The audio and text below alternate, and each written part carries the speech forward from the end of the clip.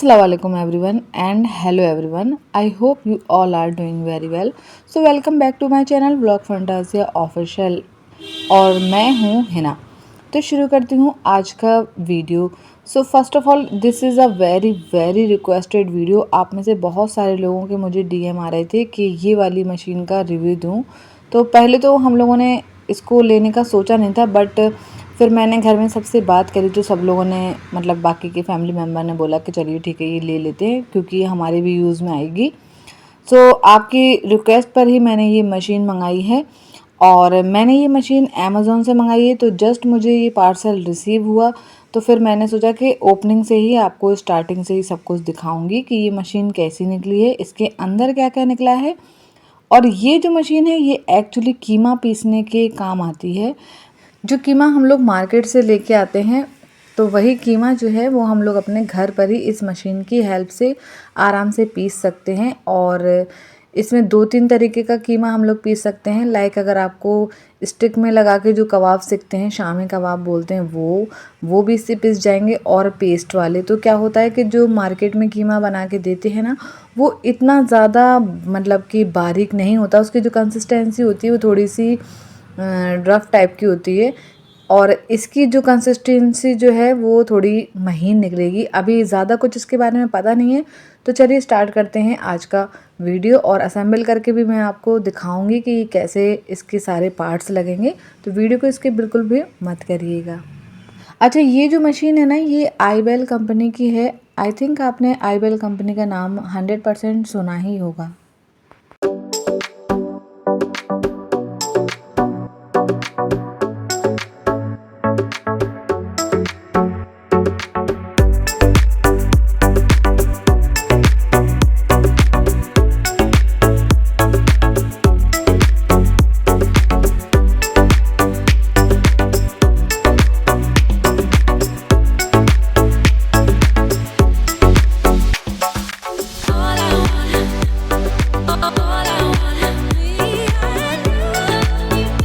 So here you can see switch on, off and reverse. So this is mincer head and इसी में हम meet डालेंगे जिससे कि जो मीट है वो एक फाइन पेस्ट में निकल के बाहर आएगा। And these are cutting plates for fine, medium and coarse माइंसिंग।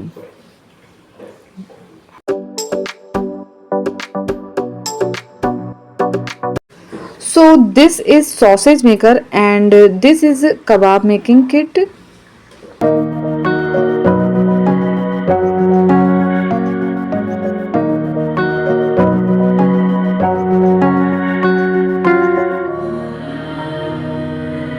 And this is hopper plate.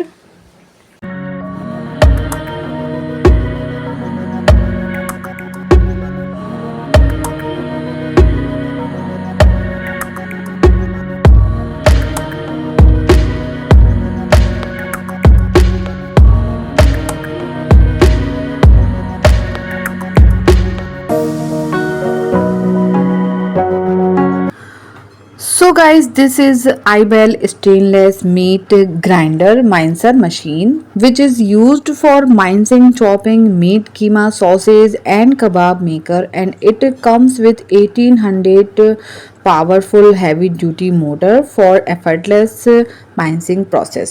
This is locking knob for जब हम कीमा बनाने के लिए इसमें अटैचमेंट करेंगे ना, वही जो माइंसर हेड यूज़ करेंगे तो उसको लॉक करने के लिए है ये। तो चलिए अब हम आपको पूरा इसको असेंबल करके और फिर इसमें से थोड़ा सा कीमा बना के भी आपको दिखाएंगे ताकि आपको इसको समझने में और ज़्यादा आसानी हो।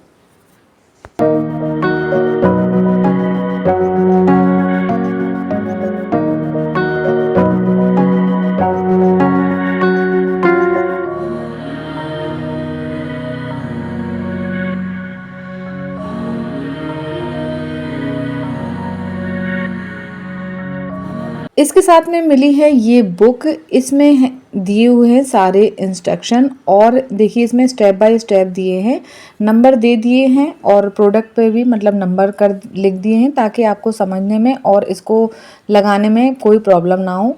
और इसके साथ में जो जो चीज़ें आई हैं वो भी इसमें लिख दिया है ताकि आपको कोई भी चीज़ को समझने में और लगाने में या कुछ भी ढूंढने में कोई प्रॉब्लम ना हो। देखिए इसमें बटन फिक्सिंग रिंग वगैरह सब लिखा हुआ आएगा। और यहाँ पे देखिए ये भी इन्होंने स्टेप बाय स्टेप पिक्स बना दी हैं, ताकि अगर आपको नहीं पता है तो आप इन स्टेप्स को फॉलो करके भी अपनी मशीन को जो है ना लगा सकते हैं, अच्छे से असेंबल कर सकते हैं। तो देखिए यहाँ पर साफ साफ लिखा है कि हमें इसको ड्राई क्लोथ से या फिर वाइप से साफ़ करना है। मतलब कि ये ना हो कि आप इसको धो धा के रख दें अच्छे से, बस आपको सिंपली वाइप से इसको क्लीन करना है या फिर कोई ड्राई क्लोथ से आप कॉलिन वगैरह से साफ़ कर सकते हैं।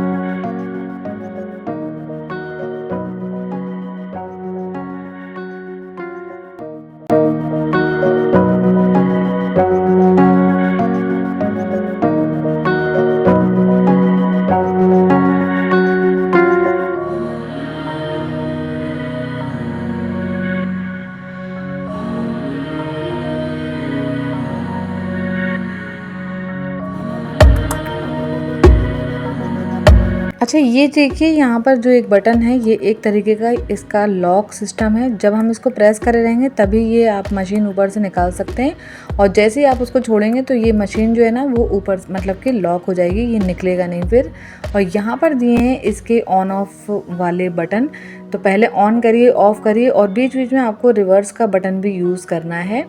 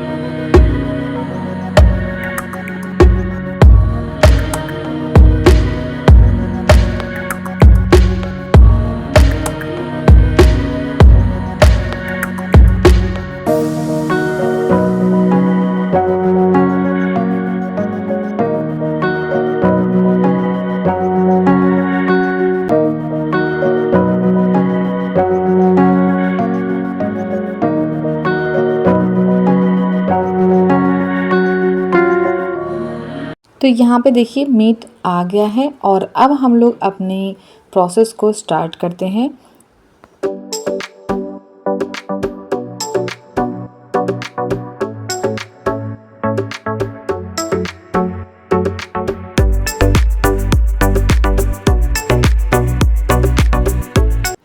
तो देखिए ये वाओ! ये स्टार्ट हो गया है और इतना फ़ाइन इसमें पेस्ट बन के निकला है कि हम लोग की तो सारी प्रॉब्लम ही सॉल्व हो गई है। अगर आप ये मशीन बाय करना चाहते हैं तो मैं इसका लिंक जो है ना डिस्क्रिप्शन बॉक्स में दे दूँगी। आप उसी पे जाके टच करके और ये मशीन परचेज़ कर सकते हैं। एंड फ्रेंड्स, ये किसी भी तरीके से प्रमोशनल या प्रमोटेड वीडियो नहीं है।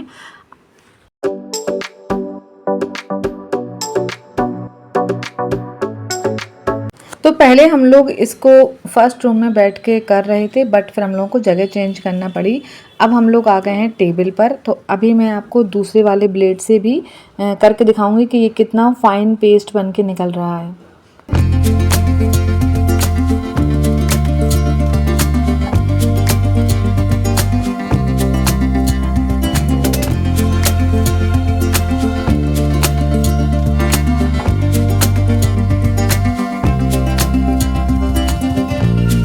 तो देख सकते हैं आप कि कबाब के लिए कीमा कितना फाइन पेस्ट बन के निकल गया है और ये रेडी हो चुका है।